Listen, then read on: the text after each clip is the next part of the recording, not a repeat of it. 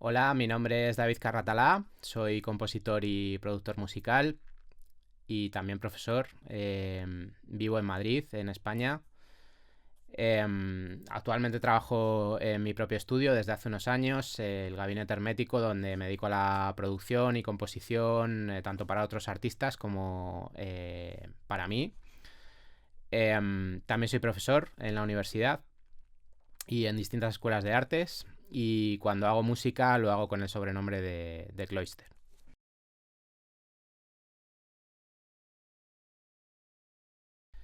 Mi formación musical comenzó a los 9 o 10 años con clases particulares de piano, solfeo y armonía.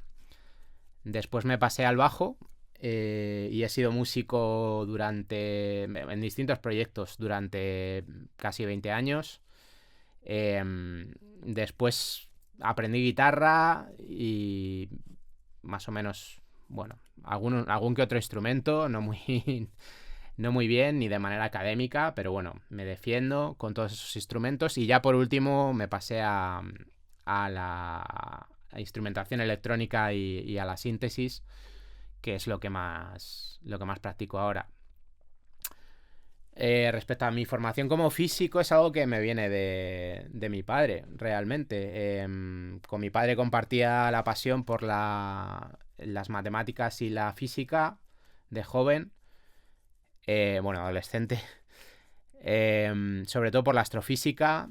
Y, y bueno, cuando comencé la carrera tuve un breve periodo también de apasionamiento con la cuántica.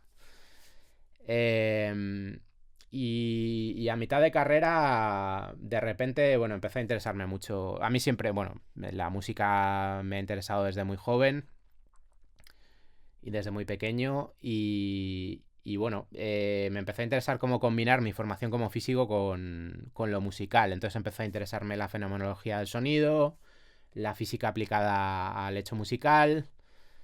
Y ya cuando estaba terminando la carrera, bueno, los últimos años de formación, a la vez que me estaba también sacando el título de ingeniero de sonido, empezó a interesarme mucho, bueno, todo el mundo de la electrónica, tanto analógica como digital, y la tecnología del sonido también.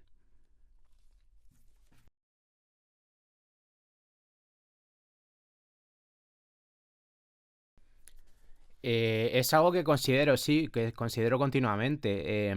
Es verdad que yo en lo que he trabajado ha caído más del lado de la ingeniería acústica y la electrónica, pero en lo que se refiere a la física pura, me interesa mucho todo el tema de recintos acústicos, resonancias modales, cómo componer piezas que funcionen bien en un espacio, en un recinto acústico determinado, y no necesariamente tengan que funcionar bien en otros.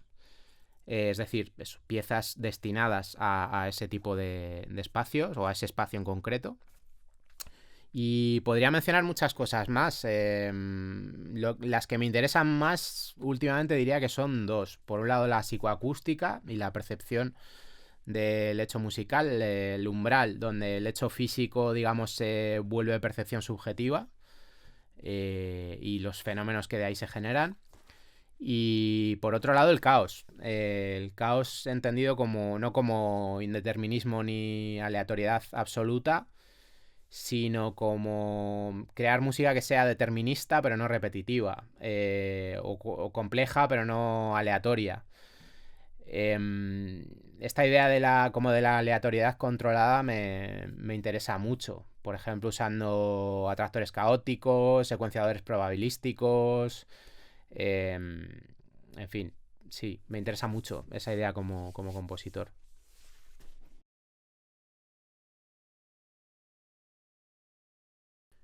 Sí, bueno, además de lo ya mencionado, desde hace un tiempo me interesa mucho el mundo de las tradiciones sagradas y esotéricas y el simbolismo. A partir bueno, de leer a Jung, a Raymond Arola, a Cirlot, Padre e Hija y otros autores.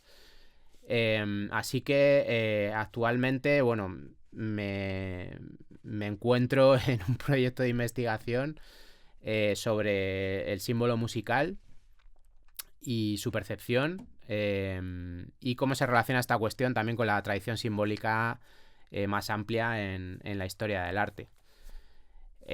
También me interesa mucho investigar o juntar esa investigación con la filosofía de la percepción del fenómeno musical y pues, autores que han trabajado sobre ello como Hans Lick, Susan Kalanger o Gilbert Durand.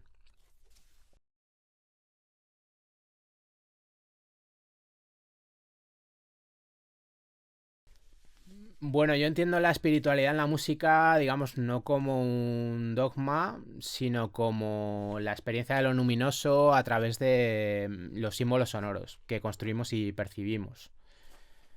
Eh, digamos que, bueno, para mí la percepción musical es el proceso a través del cual un estímulo sonoro se convierte en símbolo en la mente del oyente. Eh, o sea, el sonido deja de ser una mera onda, una mera vibración en el espacio y pues se carga de emociones, de asociaciones, de recuerdos. Y luego la espiritualidad en este contexto, que es el que a mí me interesa, digamos que emerge cuando este símbolo trasciende lo personal y apunta a algo más universal, algo más trascendente. Cuando se crea una sensación de asombro, de conexión con lo inefable o una expansión de la conciencia. Creo que todos hemos vivido, o todas hemos vivido algún momento así en un auditorio, en un concierto, en un festival, ¿no? Aunque sea por unos segundos, una sensación de, digamos, invasión de lo luminoso, de lo inefable, de lo que no se puede explicar con palabras, de conexión con una dimensión superior a través de la música. Eso es a lo que yo llamo espiritualidad. Respecto a cómo lo aplico en mi obra, pues de diversas maneras, o intento hacerlo de diversas maneras. Se me ocurren así dos técnicas, por ejemplo.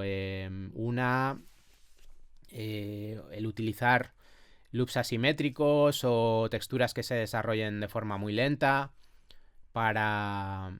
eh, bueno, que el objetivo sería que el oyente pierda la noción del pulso en una composición, del pulso métrico, y entre, digamos, en una especie de tiempo suspendido o tiempo virtual, como lo llamaría Susan Langer o Henri Bergson, que es otro filósofo que me interesa mucho. Y luego me interesa mucho también la utilización de las frecuencias graves y subgraves. Eh, digamos, esta cosa de, bueno, sentir más la música en el cuerpo que escucharla, ¿no? Crear una experiencia somática en el oyente, que creo que puede ser profundamente espiritual porque puede borrar, digamos, la frontera entre el cuerpo y el entorno de escucha y crear una sensación de inmersión total y unidad, que creo que puede ser profundamente espiritual.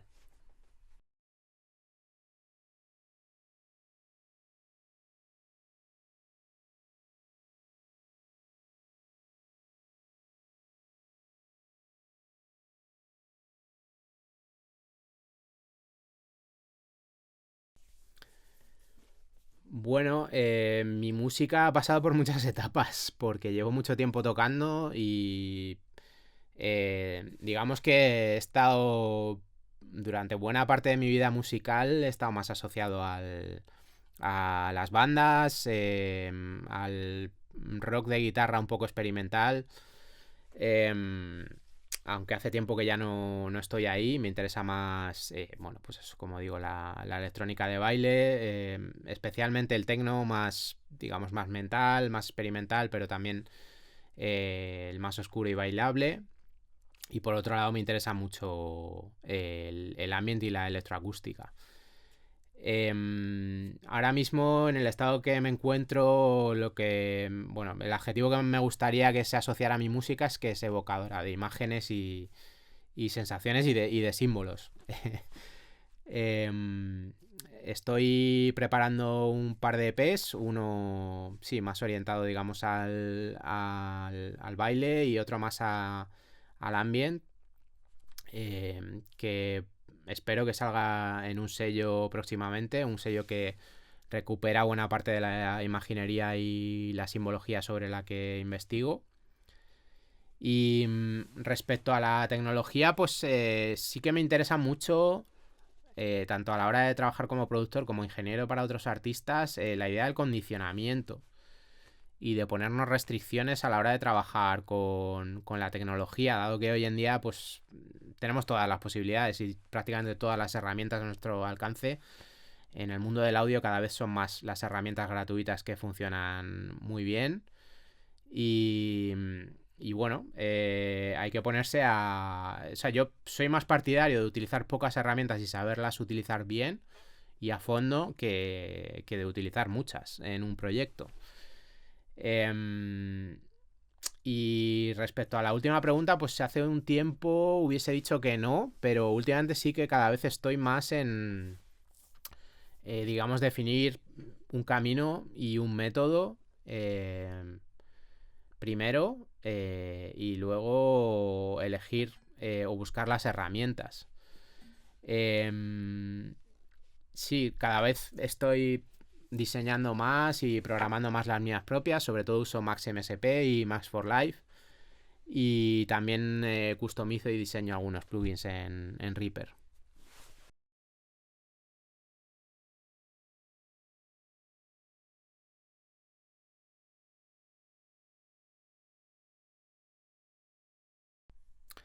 Bueno, pues como digo, estoy trabajando en un par de proyectos, uno orientado a la música de baile y el otro al ambient, pero me quiero dar salida también a componer obras electroacústicas y especialmente que dialoguen e interactúen con el espacio acústico en el que se van a desarrollar. Y como proyecto aún no realizado, pues en esta nueva faceta de compositor electrónico electroacústico, me encantaría salir a presentar algún proyecto fuera de España, que es algo que no, aún no he tenido la oportunidad más reciente de realizar.